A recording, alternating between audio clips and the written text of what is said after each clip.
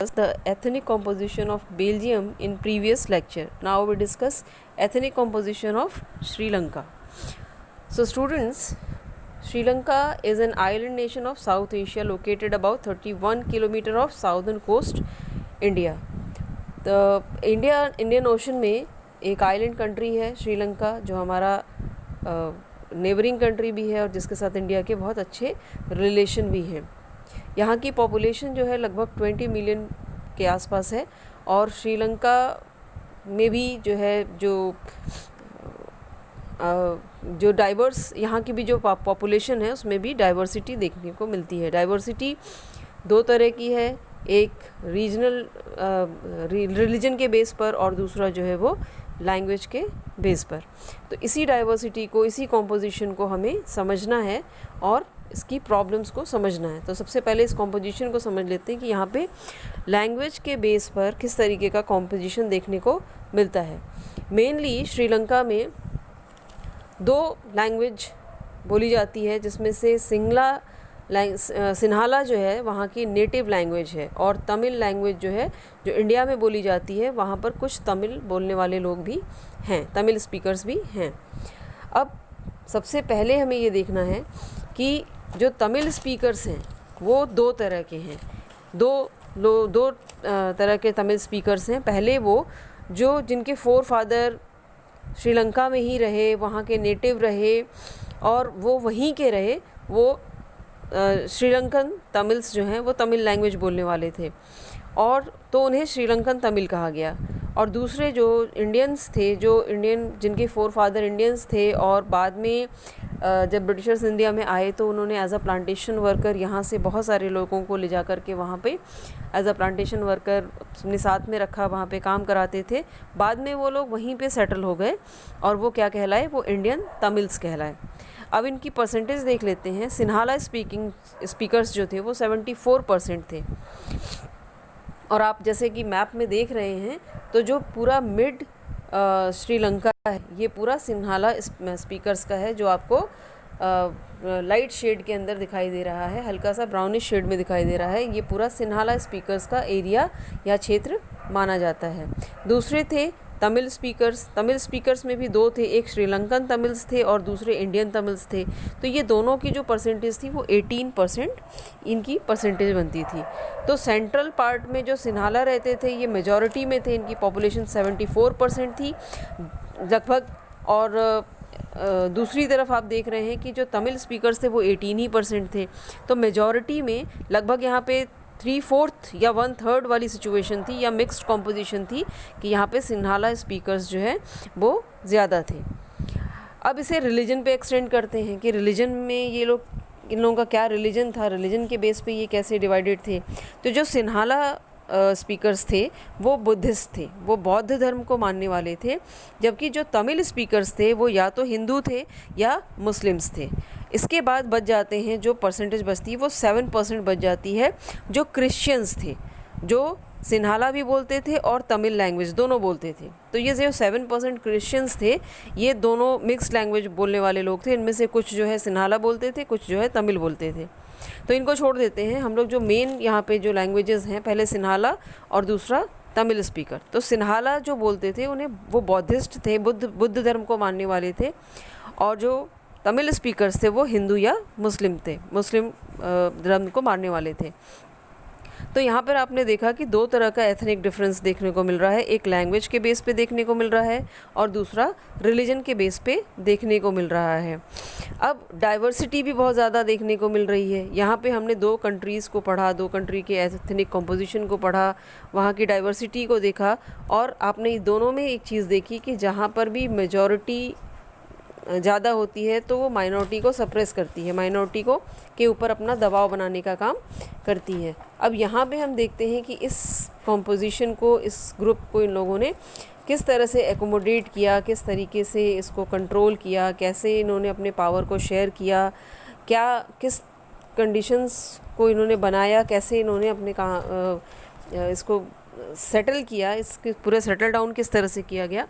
कि ये दो चीज़ें होती हैं पावर शेयरिंग में, कि पावर शेयरिंग जो है वो अगर सही ढंग से हो, इक्वल हो तो वो कंट्री को डेवलप करती है, और पावर शेयरिंग अगर अनइक्वल होती है तो वहाँ पे बहुत सारी प्रॉब्लम्स क्रिएट होनी शुरू हो जाती हैं। तो हमें इन दोनों के एग्ज़ाम्पल से आगे देखना है कि यहाँ पे एकोमोडेशन कैसे हुआ, किस तरीके से। प्रोबेबिलिटी तो ज़्यादातर यही होती है कि जब जो मेजॉरिटी में लोग होते हैं वो माइनॉरिटी को सप्रेस करते हैं, लेकिन अब यहाँ पे देखना है कि दोनों कंट्रीज़ ने इस डाइवर्सिटी को किस तरीके से एकोमोडेट किया। तो सबसे पहले हम श्रीलंका का देखेंगे, एकोमोडेशन श्रीलंका का देखेंगे। अब श्रीलंका का जब एकोमोडेशन देखेंगे तो आप देखिए नेक्स्ट जो टॉपिक इसमें दिया हुआ है वो है मेजॉरिटेरियनिज़म इन श्रीलंका। मेजॉरिटेरियनिज़म इन श्रीलंका, इसको देखते हैं। तो Sri Lanka emerged as an independent country in 1948। 1947 में इंडिया जो है वो इंडिपेंडेंट हुई थी, और उसके एक साल के बाद ही जो है श्रीलंका भी इंडिपेंडेंट हुई थी।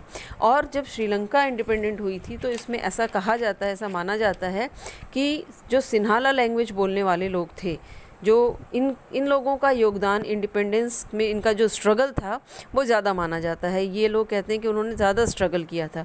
दूसरी बात कि वो मेजॉरिटी में भी थे, मेजॉरिटी में होने की वजह से तो बाद में इन लोगों को ऐसा लगने लगा कि ये हम जो आज़ादी मिली है, ये जो आज़ादी दिलाई गई है, ये इसके पीछे हमारा ज़्यादा रोल है, या हम लोगों का ज़्यादा योगदान है, हम लोगों का ज़्यादा सहयोग है। इन लोगों ने क्या किया कि इंडिपेंडेंस मिलने के बाद जो है ये धीरे धीरे थोड़ा सा डोमिनेशन इन्होंने स्टार्ट किया, थोड़ा सा गवर्नमेंट को डोमिनेट करना स्टार्ट किया। और चूँकि ये मेजॉरिटी में थे तो इन्होंने जो है डेमोक्रेटिकली इलेक्टेड गवर्नमेंट अडॉप्ट करके जो है, चूँकि मेजॉरिटी में जो लोग थे तो ज़्यादातर अब यहाँ पे हमें सबसे पहले मेजॉरिटेरिज्म को समझना है। ये एक बिलीफ है, इसको अगर हम समझें तो it is a belief whereby it is thought that majority community should rule the country. ये एक मानना है कि जो मेजॉरिटी में लोग हैं वही कंट्री को रूल करेंगे, तो इसे ही हम मेजॉरिटेरियनिज़म कहते हैं। तो इसको हम समझते हैं कि अब इसमें हुआ क्या। तो जब मेजॉरिटी में जो लोग थे उन लोगों ने ही कंट्री की गवर्नमेंट को अडॉप्ट कर लिया, उसके ऊपर उनकी सुप्रीमेसी हो गई, उन्होंने उसके ऊपर कंट्रोल कर लिया। तो उन्होंने कुछ एक्ट पास किए, और उस एक्ट में जो सबसे इम्पॉर्टेंट जो टर्म्स हैं वो आपको समझने हैं। ये एक इम्पॉर्टेंट क्वेश्चन भी है। तो उसमें सबसे पहला जो इन्होंने एक्ट पास किया था वो 1956 में एक एक्ट पास किया था, जिसमें इन्होंने in 1956 act was passed to recognize Sinhala as the only official language, thus disregarding Tamil। तो इसमें क्या हुआ था, इन्होंने सिन्हाला को जो है वो ऑफिशियल लैंग्वेज बना दिया था, रिकग्नाइज़ कर दिया था। और इसके प्रोविज़न्स में क्या होगा कि सिन्हाला लैंग्वेज जो है वो ऑफिशियल कर दी गई। दूसरा इन्होंने क्या किया कि Sinhala were given favour in university and government jobs. इन्हें यूनिवर्सिटीज़ और गवर्नमेंट जॉब्स में जो है फेवर मिलने शुरू हो गए, एक्स्ट्रा बेनिफिट्स मिलने शुरू हो गए। तो इसका इम्पैक्ट क्या हुआ कि जो तमिल्स थे उन्हें लगने लगा कि उन्हें नेग्लेक्ट किया जा रहा है, उन्हें जो है इग्नोर किया जा रहा है, उनके राइट्स को इग्नोर किया जा रहा है। इसके बाद उन्होंने कॉन्स्टिट्यूशनली बुद्धिज़्म को फेवर किया और उसे स्पेशल प्रोटेक्शन दिया, या ये कहा कि बौद्ध धर्म जो है वही कंट्री हमारा जो नया कॉन्स्टिट्यूशन हुआ तो उसमें बुद्धिज़्म को इन्होंने प्रोटेक्ट किया, या बौद्ध धर्म को ही कंट्री का रिलीजन या धर्म माना गया। This all increase the feeling of alienation. अब ये सारी चीज़ें जो हो रही थी, ये कुछ जो तमिल जो सिटीजन्स थे वो उन्हें फ़ील होने लगा कि हमारे साथ भेदभाव हो रहा है, हमें निगलेक्ट किया जा रहा है, हमें डिनाई किया जा रहा है। तो धीरे धीरे जो है उनके पॉलिटिकल राइट्स को डिनाई किया जा रहा है, उनके साथ डिस्क्रिमिनेशन हो रहा है। ये सारी चीज़ें तमिल स्पीकर्स के अंदर आने लगी, या जो तमिल सिटीजन्स थे, जो तमिल लैंग्वेज बोलने वाले लोग थे, उनके अंदर ये फीलिंग आनी शुरू हो गई। और धीरे धीरे जो है तमिल और सिन्हालास के जो रिलेशन थे वो आपस में स्टेन होने शुरू हो गए, वो आपस में ख़राब होने शुरू हो गए। अब आगे देखते हैं कि इसमें फिर क्या हुआ। इसके बाद ऑब्वियस सी बात है कि जब भाई किसी को आदमी सप्रेस करेगा तो एक टाइम के बाद वो सप्रेशन जो है वो धीरे धीरे वायलेंस में चेंज होगा, या वो अपने डिमांड में चेंज होगा। तो जब ये सप्रेस होने लगे, जब इन्हें ऐसा लगने लगा तमिल्स को कि हमारे साथ डिस्क्रिमिनेशन हो रहा है, तो ऐसे में उन्होंने क्या किया कि धीरे धीरे अपनी एक पार्टी बनानी शुरू कर दी। और जब पार्टी उन्होंने बनानी शुरू कर दी अपने पार्टी जब उन्होंने पार्टी लॉन्च की और धीरे धीरे उन्होंने स्ट्रगल स्टार्ट किया। अब उन्होंने ये डिमांड किया कि तमिल को एज अ ऑफिशियल लैंग्वेज और एक रिलीजन ऑटोनॉमी की डिमांड करनी शुरू कर दी कि हमें एक अलग सेपरेट एक कंट्री बनाना है, हमारा जो एरिया है, हमारा जो हिस्सा है वो हमें दे दिया जाए और हम अपनी एक कंट्री अलग से बनाना चाहते हैं, जिसे तमिल एलम के नाम से जाना गया। एलम का मीनिंग होता है स्टेट या अलग से कंट्री। तो इन्होंने अलग से 1980s के आसपास जो है ये अलग से कंट्री की डिमांड करनी शुरू कर दी। अब ये डिमांड जो है धीरे धीरे इतनी बढ़ने लगी, इतनी ज़्यादा हो गई कि कुछ समय के बाद कुछ टाइम के बाद जो है ये कॉन्फ्लिक्ट्स इतने ज़्यादा बढ़ गए, दो कम्युनिटीज़ के बीच में इतने ज़्यादा बढ़ गए कि श्रीलंका में सिविल वॉर स्टार्ट हो गया। 23 जुलाई 1983 there has been on end of civil war. उसके बाद से जो है सिविल वॉर स्टार्ट हो गया।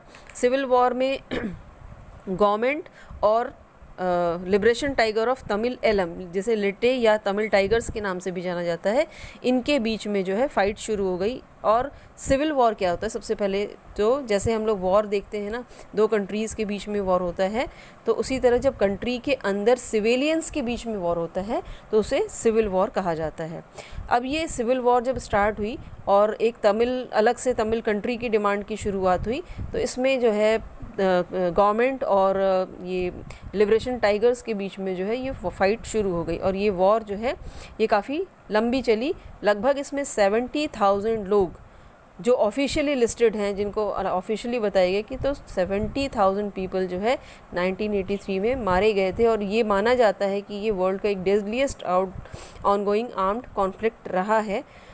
तो ये सारी चीज़ें थी, इसमें बहुत सारा नुकसान पॉपुलेशन को हुआ, बहुत सारा नुकसान इकोनॉमी को हुआ, एनवायरनमेंट को हुआ। तो इस तरीके से आपने देखा कि श्रीलंका में किस तरीके से एकोमोडेशन हुआ और उसके बाद से उसके इम्पैक्ट क्या हुए, उसका प्रभाव क्या था, उसका रिज़ल्ट क्या हुआ। लेकिन जब हम एकोमोडेशन ऑफ बेल्जियम देखेंगे या बेल्जियम में किस तरह से एकोमोडेशन हुआ था, तो बेल्जियम का रिएक्शन जो था, बेल्जियम ने कैसे रिएक्ट किया, बेल्जियम में क्या किया गया।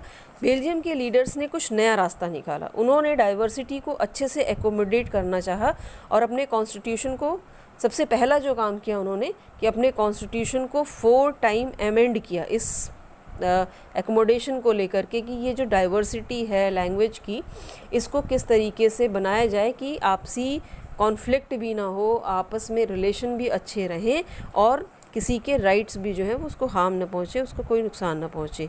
तो 1970 टू 1993 में कॉन्स्टिट्यूशन जो बनाया जा रहा था तो उसे 4 टाइम्स अमेंड किया गया। ये एक बहुत इंपॉर्टेंट 1 मार्क्स का क्वेश्चन भी है जो बहुत कई बार जो है बोर्ड एग्ज़ाम में पूछा जाता है कि अमेंडमेंट कितने टाइम हुआ या किस ईयर में हुआ। Some elements of the Belgium model of accommodations are, इसके अलावा क्या किया गया, किस तरीके से एकोमोडेशन किया गया। सबसे पहला ये था कि constitution prescribe that the number of French and Dutch speaking ministers should be equal in central government, यानी फ्रेंच बोलने वाले और डच स्पीकर दोनों ही मिनिस्टर सेंट्रल में इक्वल होंगे। जैसा आप जानते हैं कि यहाँ पे किस तरीके का कॉम्पोजिशन था, किस तरीके का